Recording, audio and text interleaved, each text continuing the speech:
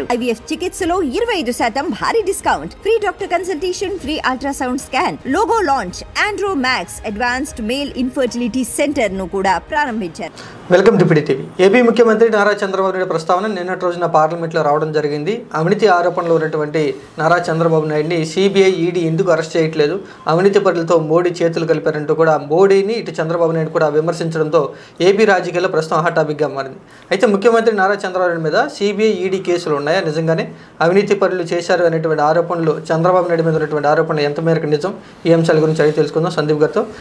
Sir, నిన్నటి రోజున Trinamool Congress party MP Banerjee Chandrababu నాయుడిని ఈడీ, సిబిఐ ఎందుకు అరెస్ట్ చేయట్లేదంటూ అడుగుతున్నారు. నిజంగా చంద్రబాబు మీద ఈ కేసులు ఉన్నాయా, సిబిఐ, ఈడీ కేసులు? లేదండి, ఇప్పుడు వరకు అయితే చంద్రబాబు మీద సిబిఐ కేసులు కానీ ఈడీ కేసులు కానీ అయితే లేవు.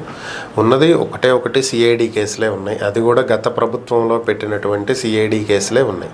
అవి కూడా related to skill development, fibre grid, inner ring road alignment, అలాగే అసైన్డ్ ల్యాండ్స్కి సంబంధించి total completely related to the state government, state CID తోటి పెట్టించినటువంటి కేసులే తప్ప సెంట్రల్ గవర్నమెంట్ పరిధిలో ఉన్నటువంటి ఏ దర్యాప్తు సంస్థలో కూడా కేసులు అయితే నమోదు కాలేదు ఇప్పటి వరకు.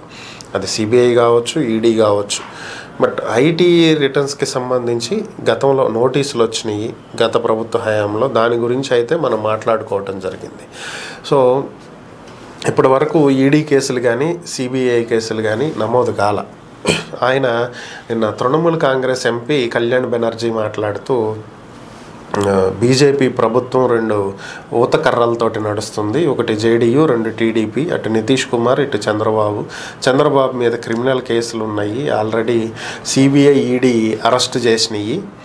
సో మరి అలాంటి వ్యక్తి సపోర్ట్ తీసుకున్నారు అన్నట్లుగా ఆయన వ్యాఖ్యానించడం జరిగింది. దీనికి అక్కడే ఉన్నటువంటి నంద్యాల పార్లమెంట్ ఎంపీ పైరెడ్డి శబరి సమాధానం కూడా చెప్పారు. అక్కడే క్లియర్గా, మీరు ముందు సీనియర్ ఎంపీ అయ్యుండి మినిమం నాలెడ్జ్ తోటి సభకు రావాలి.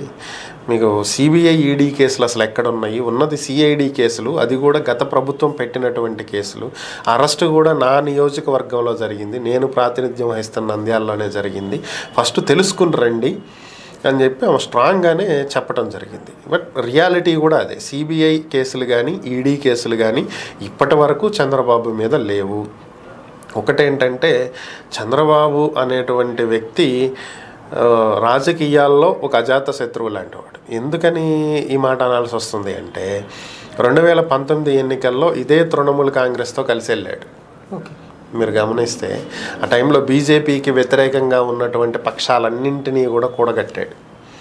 సో ఆ టైంలో మమతా బెనర్జీతో భేటీ అవ్వటం జరిగింది, అలాగే కాంగ్రెస్తో కలవటం జరిగింది, అన్నిటితో.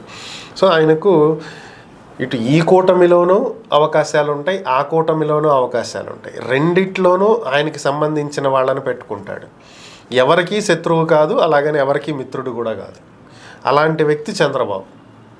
ఈరోజు మోడీ గవర్నమెంట్ నడుస్తుంది అంటే అది చంద్రబాబు, నితీష్ కుమార్ వల్లేననేది అందరికీ తెలిసినటువంటి విషయమే. దాన్ని కొత్తగా టీఎంసీ వేలు ఎత్తి చూపించాల్సినటువంటి అవసరం లేదు. ఇక్కడ తృణమూల్ కాంగ్రెస్ కూటమిలో, ఇండియా కూటమిలో ఉంది కాబట్టి వాళ్ళు ఈరోజు ఎన్డీఏ వాళ్ళని తప్పు పట్టాలి కాబట్టి, ఏదో ఒకటి ఏలెత్తి చూపించాలి కాబట్టి బీజేపీని టార్గెట్ చేసే దాంట్లో భాగంగా చంద్రబాబు మీద కొన్ని వ్యాఖ్యలు చేయడం జరిగింది. సో దానివల్ల పెద్ద డ్యామేజ్ వస్తుందని అయితే నేనైతే అనుకోవట్లేదు. చంద్రబాబు నాయుడు యొక్క స్టాక్ మార్కెట్స్ వల్ల ఆయన విలువ పెరగడం వల్ల సంపద అంతా కూడా బాగా పెరిగింది, ఇదంతా కూడా ఒక స్కామ్, బీజేపీ పార్టీ వెనుకుండి నడిపించింది, స్టాక్స్ కొనిపించింది, అందరి చేత నష్టపోయారు వాళ్ళంతా, చంద్రబాబు నాయుడికి భారీ ఎత్తున కూడా లబ్ధి కలిగిందంటూ ఆయన కూడా ఆరోపణలు చేస్తున్నారు. దీని గురించి ఏమంటారు? ఇప్పుడు స్టాక్ మార్కెట్లో ఒక వ్యక్తి చేత బీజేపీ కొనిపించాల్సినటువంటి అవసరం ఏముంటుంది అనేది ఫస్ట్ ఆలోచించాలి. ఇప్పుడు చంద్రబాబు నాయుడు సీఎం అయిన తర్వాత హెరిటేజ్ షేర్ వాల్యూ పెరిగిన మాట వాస్తవం. దాదాపుగా 100 to 200% షేర్ వాల్యూ పెరిగింది, అందులో ఎటువంటి అనుమానం లేదు. కానీ చంద్రబాబుకి హెరిటేజ్లో ఉన్నటువంటి షేర్లు ఎన్ని? ఉన్నటువంటి షేర్ వాల్యూ భువనేశ్వర్కి ఉంది, లోకేష్కి ఉన్నాయి. దానివల్ల చంద్రబాబుకి వచ్చే లాభం ఏంది? వాళ్ళంతా ఒకటే కుటుంబం కదా అని అనొచ్చు. కానీ లీగల్గా చూస్తే ఎవరిది వాళ్ళదే అవుతుంది, కానీ ఒకరిది అవ్వదు కదా. సో దాన్ని కూడా పక్కన పెడదాం. ఇప్పుడు బీజేపీ చంద్రబాబుకి హెరిటేజ్లో లాభం తెప్పించినందువల్ల బీజేపీకి కలిగేటువంటి లాభం ఏంటనేది ఒకటి ఆలోచించాలిగా. అంటే స్టాక్ మార్కెట్లను మ్యానిపులేట్ చేయొచ్చు అని చెప్పి మీరే చెప్తున్నారా? అంటే మిగిలినటువంటి ఇన్వెస్టర్లు ఎవరైతే ఇన్వెస్ట్ చేస్తున్నారో వీళ్ళందరికీ మీరు ఇన్వెస్ట్ చేయకండి, స్టాక్ మార్కెట్లను మేనేజ్ చేయొచ్చు, సో దీనివల్ల మీరు నష్టపోతున్నారు, ఇక నుంచి స్టాక్ మార్కెట్లో పెట్టొద్దు అని చెప్పి ఒక సజెషన్ ఏమైనా ఇస్తున్నారా మీరు? లేదు. ఒకవేళ నిజంగానే మోదీకి స్టాక్ మార్కెట్లను మేనేజ్ చేసేటువంటి అవకాశం ఉంటే స్టాక్ మార్కెట్లో పెట్టుబడులు పెట్టించడం కానీ పెట్టుబడులు వెనక్కి తీయించడం కానీ ఆ ఛాన్స్ కనుక ఉంటే, if there is a possibility, Adani group షేర్లు పడిపోతున్నప్పుడు మోదీ ఎందుకు ఆదుకోలే? మోదీకి అదానీ మంచి మిత్రుడని కదా చెప్పుకుంటారు. మరి రిలయన్స్ షేర్లు దెబ్బతింటున్నప్పుడు ఎందుకు ఆదుకోలే? సో ఇవన్నీ ఏంటంటే బ్లైండ్గా ఏదో ఒకటి ఆరోపణలు చెయ్యాలి కాబట్టి చెయ్యటమే తప్ప వేరే ఏమీ లేదు దీంట్లో. ఇది మూర్ఖత్వమైనటువంటి మాటలు అనమాట. ఇప్పుడు మీరు స్టాక్ మార్కెట్లో ఇన్వెస్ట్ చేయొచ్చు, నేను స్టాక్ మార్కెట్లో ఇన్వెస్ట్ చేయొచ్చు. ఇన్వెస్ట్ చేసిన ప్రతి ఒక్కళ్ళకి లాభాలు వస్తాయా అంటే రావు. అలాగని ప్రతి ఒక్కళ్ళు నష్టపోతారా అంటే అలాగూ అవ్వదు. అండ్ ఇంకొకటి, స్టాక్ బ్లైండ్గా చెప్పేది ఎట్లా ఉంటుంది అంటే, ఇప్పుడు హెరిటేజ్ షేర్లు చాలామందితో కొనిపించారు, సో దానివల్లే రేట్లు వాల్యూ పెరిగింది అనేది ఒక వ్యాఖ్యలు. బట్ ఇక్కడ ఆలోచించాల్సింది ఏంటంటే, ఒక కంపెనీకి 100 షేర్లు ఉంటాయి. ఇప్పుడు ఆ 100 షేర్లు ఆల్రెడీ ఎవరో కొనుక్కునే ఉంటారు కదా. ఇప్పుడు వాళ్ళు అమ్మదలుచుకుంటే కదా కొనే వాళ్ళకి. ఇప్పుడు మీ దగ్గర 2 మొబైల్ ఫోన్స్ ఉన్నాయండి, నేను కొంటానంటే మీకు అమ్మే ఉద్దేశం లేనప్పుడు నేను ఎక్కడ కొనాలి? మీ దగ్గర నుంచి నేను కొనలేను కదా. నేను మీ దగ్గరే కొంటానని నేను పట్టుబట్టు కూర్చున్నాను, నాకు కావాలి నేను కొంటా అంటే మీరు నేను అమ్మను అన్నప్పుడు నేను ఎక్కడి నుంచి కొంటాను? ఇది మూర్ఖత్వమైనటువంటి వాదన. ఇది హెరిటేజ్ షేర్లు ఎవరు అమ్మటానికి సిద్ధంగా లేరు, ఎందుకంటే షేర్ వాల్యూ పెరుగుతుంది కాబట్టి. ఎవడైనా సరే షేర్ వాల్యూ పడిపోయేటప్పుడు అమ్ముకోవాలని చూస్తాడు, ఎవరైనా సరే షేర్ వాల్యూ పెరిగేటప్పుడు కొనాలని చూస్తాడు. ఇది కామన్ మార్కెట్ సిద్ధాంతం. కానీ షేర్ వాల్యూ పెరుగుతున్నప్పుడు అమ్మటానికి ఎందుకు చూస్తారు ఎవరైనా? భారీగా పెరుగుతున్నప్పుడు. ఇప్పుడు మీరు 10 రూపాయలకు కొన్నారు, అది 8 రూపాయలకి పడింది, మళ్ళీ ఇప్పుడు 12 రూపాయలు వచ్చింది, సరే మళ్ళీ దీన్ని అట్టు పెట్టుకుంటే ఇప్పుడు పడిపోయిద్దేమో ఎందుకులే రిస్క్ అని చెప్పి అమ్మటానికి పెడతారు. కానీ ఇక్కడ స్టేబుల్గా ఉన్నటువంటి షేర్లు భారీగా 100-200% వెయిటేజ్ పెరుగుతున్నప్పుడు అమ్మటానికి ఎవడు చూపిస్తాడు? ఎవడు చూడ్డు, ముందు చూడ్డు, ఎవ్వరు అమ్మటానికి పెట్టరు షేర్లని. మరి అప్పుడు ఎవరి చేత కొనిపించినట్టు మోదీ?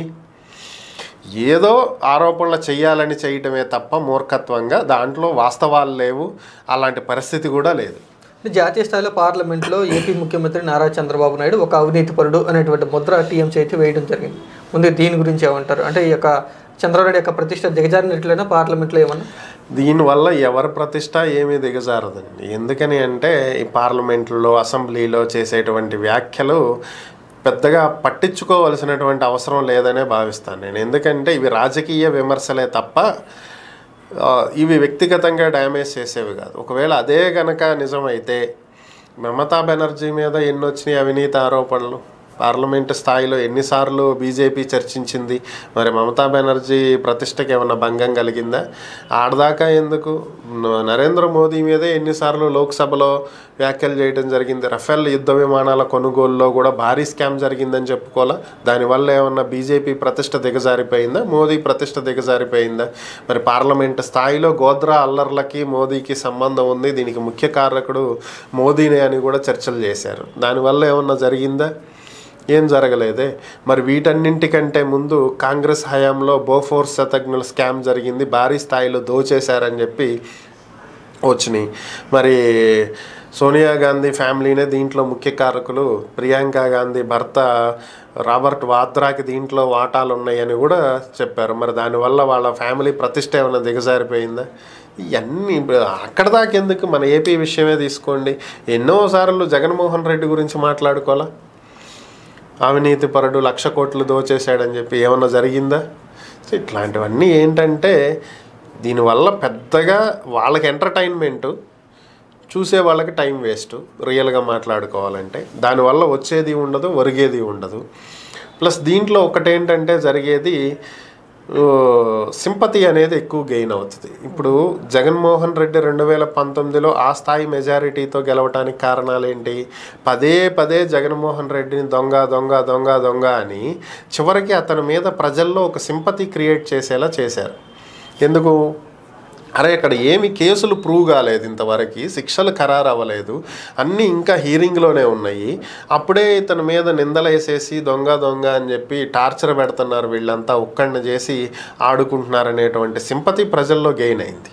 సో అదే ఆయనకి ఎన్నికల్లో కలిసి వచ్చినటువంటి అంశం. సో ఇలాగే చంద్రబాబు విషయంలో కూడా మళ్ళీ దొంగని అదని ఇదని క్రిమినల్ అని ఇట్లాంటివి చేస్తా పోతే అది ఆయనకి ఇంకా సింపతి గెయిన్ అయ్యిద్దే తప్ప దానివల్ల వచ్చే నష్టం అయితే ఏముండదు. మొత్తంగా నిన్నటి రోజున ఇండియా కూటమి కావాలని ఎన్డీఏ కూటమి మీద విమర్శలు చేసే ఉద్దేశంలో చంద్రబాబు నాయుడు లాగారంటారు. అంతే సింపుల్. బీజేపీని టార్గెట్ చేసేటువంటి క్రమంలో భాగంగా చంద్రబాబును ఒక పావులా వాడుకున్నారు, దాంట్లో డౌట్ అయితే ఏమీ లేదు, 100% అది. ఓకే సార్, సందీప్ గారు చెప్పినటువంటి మాటలు బట్టి చూస్తే చంద్రబాబు నాయుడు మీద ఈడీ సిబిఐ కేసులు ఎలాంటివి లేదు, కేవలం ఎన్డీఏ కూటమిని మోడీని బీజేపీ పార్టీని విమర్శించే ఉద్దేశంలో కీలకంగా ఉన్నటువంటి చంద్రబాబు నాయుడు మీద ఆరోపణలు చేశారు అనేటువంటి విషయం అయితే తెలుస్తుంది.